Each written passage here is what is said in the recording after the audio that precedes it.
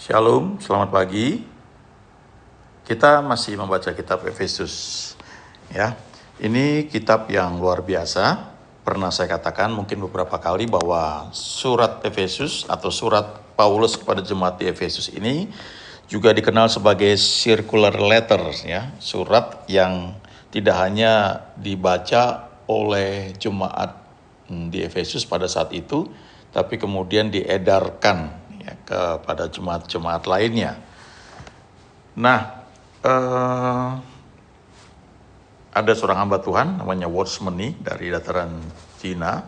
Dia seorang pengajar dan dia menuliskan salah satu dari sekian banyak buku yang dia buat atau pengajaran yang kemudian dibukukan yang diambil dari kitab Efesus.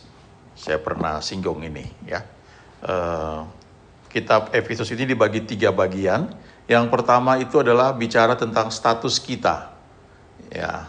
Kemudian yang kedua tentang bagaimana kita seharusnya hidup. Dan yang ketiga adalah bagaimana kita melawan atau menghadapi peperangan rohani. Yang tentunya itu kita hadapi senantiasa. Nah, pengajaran atau teachingnya ini diringkas dalam satu buku yang judulnya Sit, Walk, and Stand. Duduk, berjalan, dan kemudian berdiri. Jadi hal pertama yang perlu dipahami adalah sit ya, itu menyangkut status. Kemudian yang kedua adalah bagaimana kita berjalan, walk. Dalam bahasa Inggris itu kalau diterjemahkan walk, di bahasa Indonesia seringkali diterjemahkan sebagai bagaimana kita hidup. Bagaimana sikap hidup kita, apa yang harus kita lakukan, dan banyak hal-hal praktis yang dikatakan di kitab Efesus ini.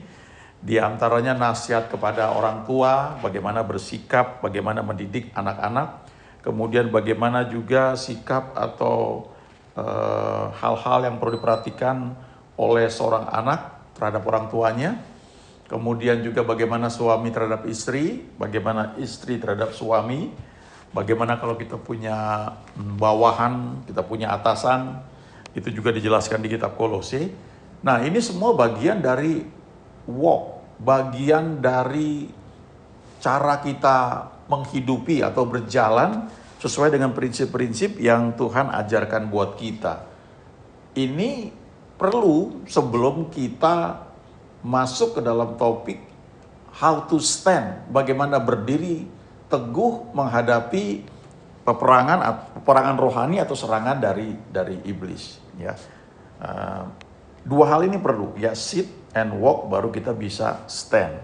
Kadang-kadang hal-hal yang kita kira ini mesti diperangi ini karena iblis yang bekerja, kita doa puasa, mungkin kita tengking, kita berbahasa roh, tapi sebenarnya tanpa sadar kita mengabaikan 2 hal yang pertama.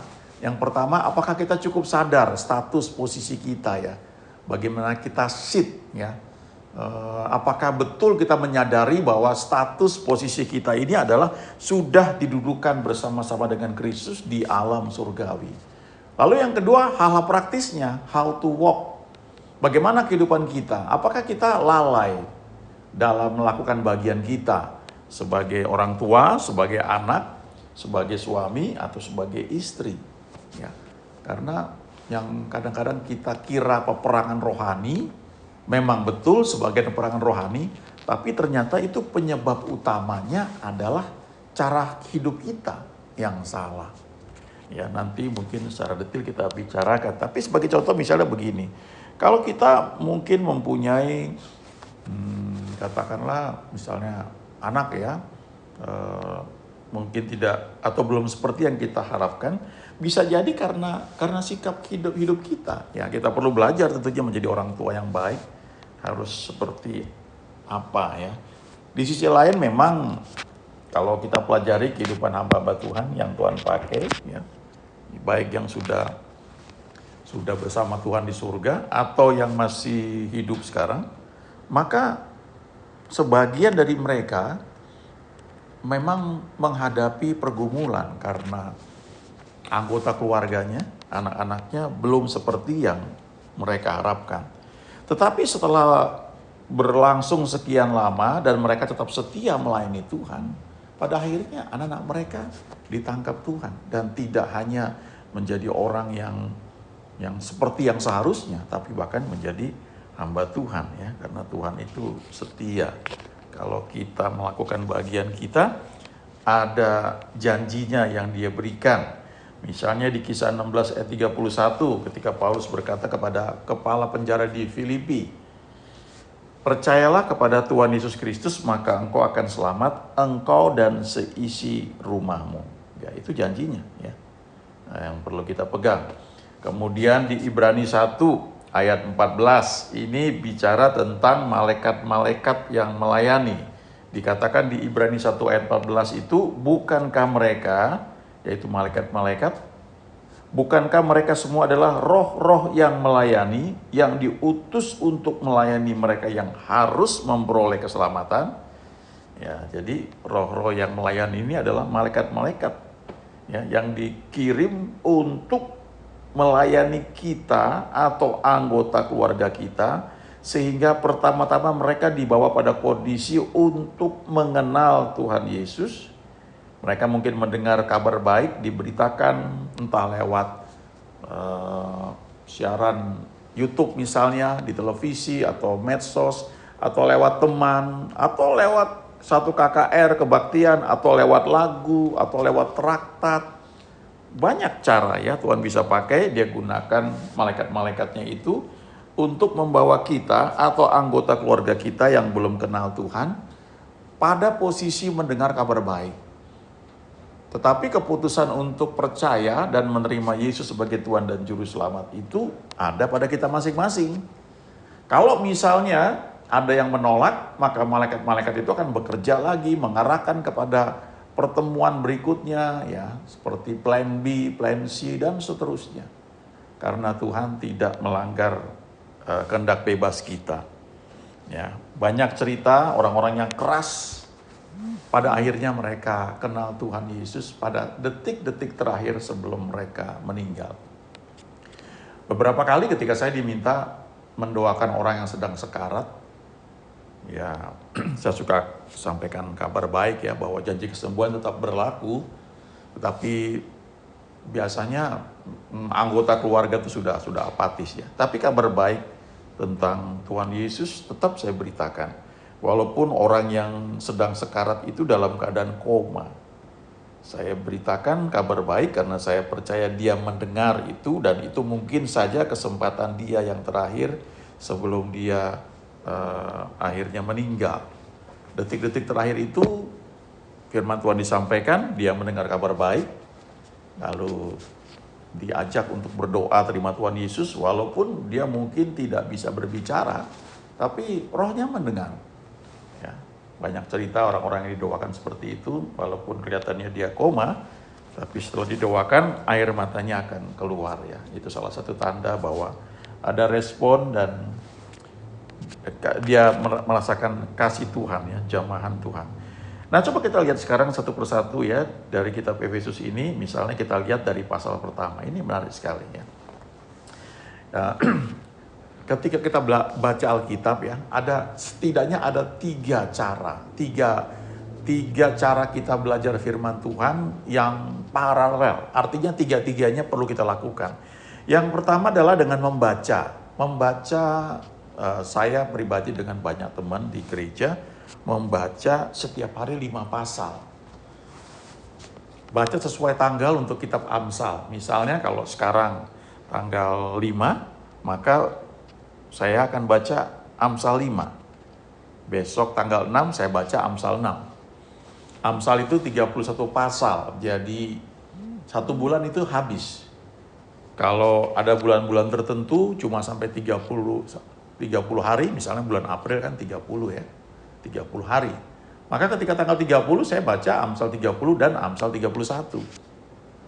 Kalau bulan Mei misalnya 31 hari ya baca aja setiap hari 1 pasal, maka tanggal 1 Mei Amsal 1, lalu Amsal 2 ya seterusnya, maka sampai tanggal 31 selesai 1 kitab Amsal.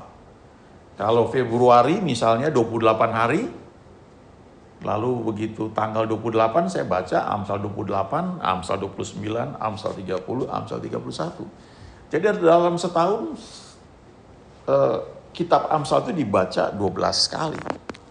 Dari bulan Januari sampai bulan Desember.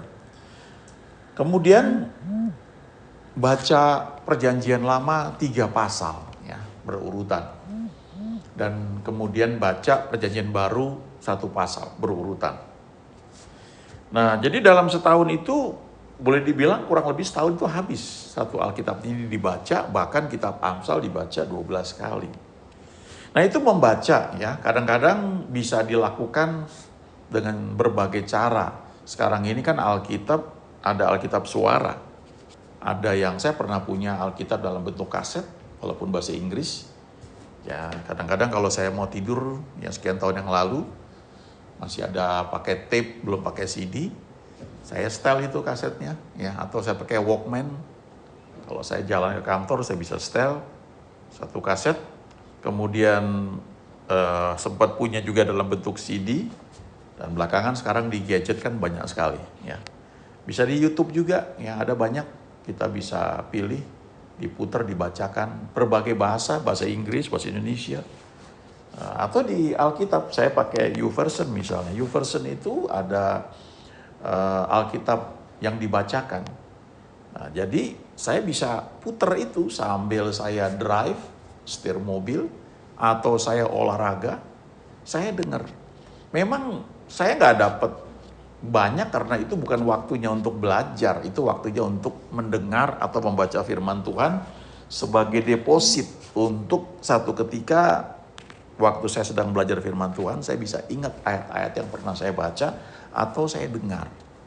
Ya, itu secara pertama untuk membaca firman Tuhan 5 pasal tiap hari, bisa dibaca seperti biasa atau bisa juga diputar, tinggal kita dengar. Lalu cara kedua adalah kita belajar, secara sengaja belajar. Ya, saya punya banyak, ya ada concordance, kemudian ada concordance lah, strong concordance. Saya beli dari zaman kuliah. Kalau sekarang sudah ada di gadget. Ya, kalau yang bisa bahasa Inggris, pilih bahasa Inggris King James. Lalu pilih di situ ada, bisa di-download lagi nomor strong concordance. Jadi setiap kata dalam bahasa Inggris di versi King James itu ada nomornya. Nomornya diklik itu keluar bahasa aslinya seperti apa. Cara pengucapannya seperti apa, artinya apa, diambil dari akar kata yang mana, itu cukup detail, ya lumayan itu. Jadi saya nggak perlu buka lagi buku Strong Concordance yang begitu tebal. Ya. Nah, lalu tentu ada buku-buku lain yang dibaca, ya, yang menolong untuk mempelajari firman Tuhan. Kemudian ada juga, ya sekarang ini kan bisa lewat YouTube, dengar, ya kita dengar berbagai hamba Tuhan. Tentunya kita perlu belajar ya sambil berdoa supaya kita nggak salah dengar ya, karena di medsos ini ya seperti rimba, kita bisa dengar macam-macam yang mungkin tidak menolong iman kita bertumbuh, justru kita bisa jadi meragukan apa yang kita percayai. Gak usah jauh-jauh ya, saya pernah dengar hamba Tuhan cerita, ya, ada sekolah Alkitab di belahan dunia yang lain, yang dosennya itu mengatakan, ketika di awal semester dia mau mengajar, dia bilang begini, nanti kalau di akhir semester saya mengajar di kelas ini masih ada yang belum murtad, maka saya akan traktir kalian semua makan-makan ya. Jadi rupanya dia punya reputasi itu setiap dia selesai ngajar dalam satu semester, maka seluruh kelas yang dia ajar itu akan meragukan firman Tuhan. Akan cenderung menjadi ateis ya, menjadi orang-orang yang tidak percaya Tuhan. Nah itu di sekolah Alkitab ya. Mengerikan sekali ya. Makanya ketika kita mau sekolah Alkitab pun kita perlu berdoa, tanya Tuhan ya.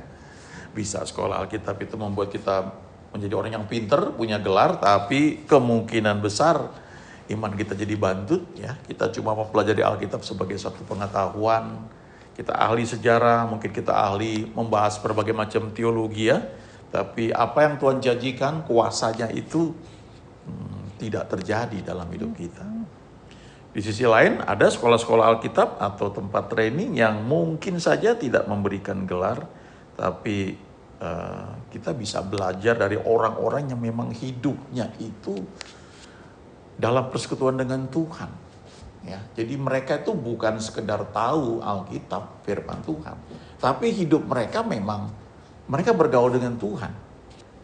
Itu tidak selalu mereka guru Alkitab ya, yang memang sekolah Alkitab sebelumnya kemudian berjumpa dengan Tuhan secara pribadi ya, artinya lahir baru, karena di banyak sekolah Alkitab juga bahkan pengajarnya juga tidak lahir baru, bahkan juga mungkin aja banyak juga hamba Tuhan yang mungkin bisa saja ya pendeta tapi tidak kenal Tuhan secara pribadi ya, tidak lahir baru. Nikodemus itu waktu bertemu dengan Yesus, dia bingung ketika dia bertanya pada Yesus, dan Yesus berkata, kamu harus dilahirkan kembali. Jadi artinya Nikodemus ini orang yang ahli Farisi, mungkin pinter, tapi dia belum lahir baru. Memang pada zaman itu Yesus kan baru datang ya. Tapi ini satu contoh bagaimana orang bisa secara intelektual, mungkin istilahnya katam ya, sangat paham Alkitab, tapi dia tidak mengenal Tuhan.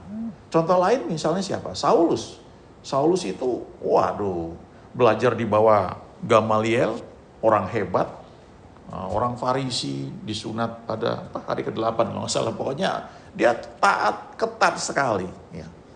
Tapi dia tidak kenal Tuhan Yesus sampai akhirnya dia berjumpa dengan Yesus.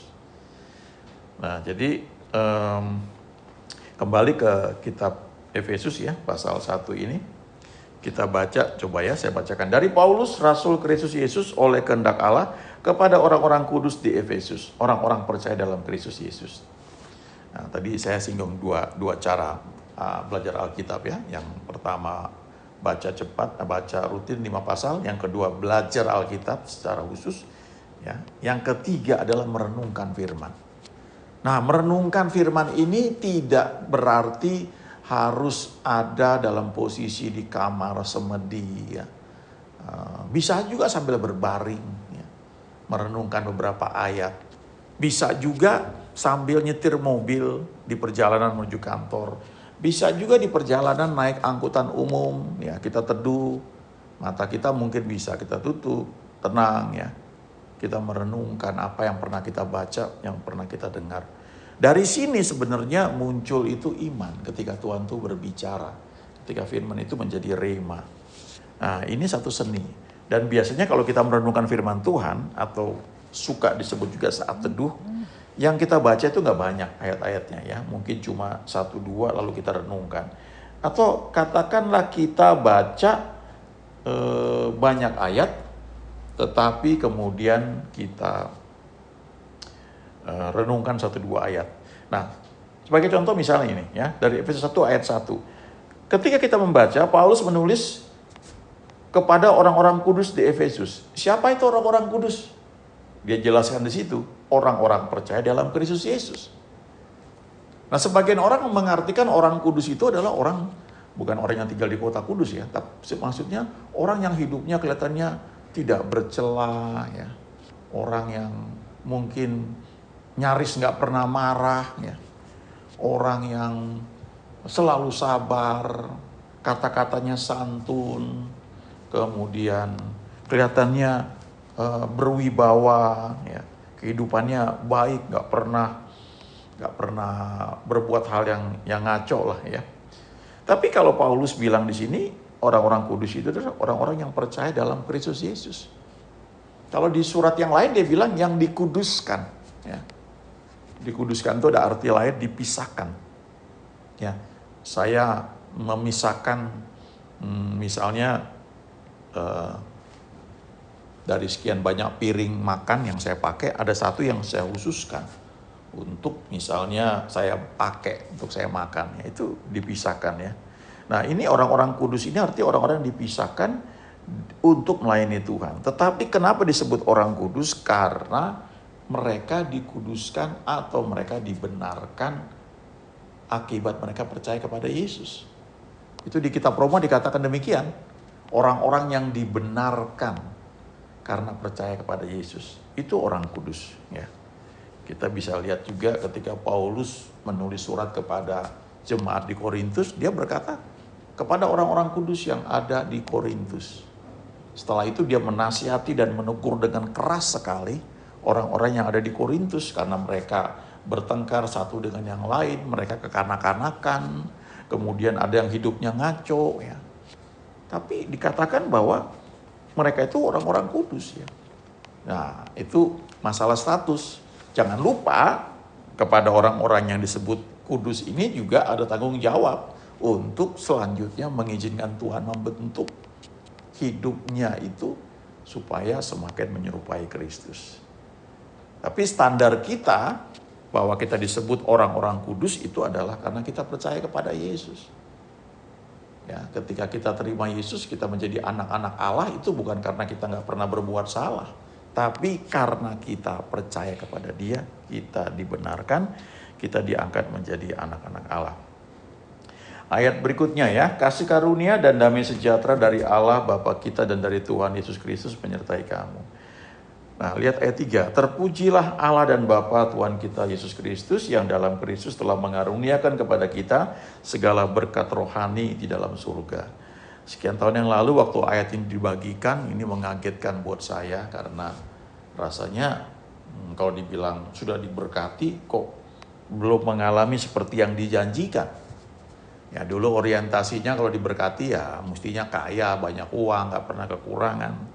Tapi saya sudah banyak ketemu orang yang secara finansial sangat kaya. Ya. Rumah itu bisa, ya buat saya udah luar biasa ya.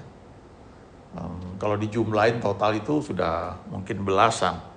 Ya, apartemen di tempat-tempat mewah tuh satu apartemen bisa punya 5 ya. 5 unit, dan itu yang mewah sekali ya.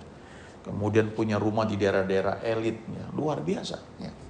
Tetapi apakah hidupnya dalam berkat Tuhan? Ya. Orang bisa punya uang banyak tapi belum tentu bisa menikmati. Ya, kita bisa membeli rumah tapi belum tentu kita bisa membeli satu keluarga ya, suasana keluarga. We can buy a house but we cannot buy a home ya.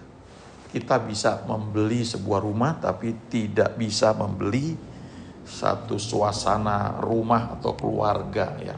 Kalau dibilang homey itu aduh enak ya, kita betah nyaman tinggal di rumah. Ada banyak orang yang rumahnya sangat mewah tapi tidak betah tinggal di rumah, banyak masalah dia hadapi. Itu bukan berkat ya. Itu sebabnya di kitab Amsal dikatakan berkat Tuhanlah yang menjadikan kaya. Kalau kamu diberkati kamu bisa menjadi kaya. Nah, bentuknya itu bisa menjadi materi ya. Tapi orang yang punya materi banyak belum tentu hidup dalam berkat Tuhan. Karena dikatakan di ayat tersebut di kitab Amsal, berkat Tuhanlah yang menjadikan kaya, susah payah tidak akan menambahinya. Terjemahan bahasa Inggris itu mengatakan, kalau kamu diberkati Tuhan, kamu akan menjadi kaya, tetapi tidak ada kesusahan yang menyertainya.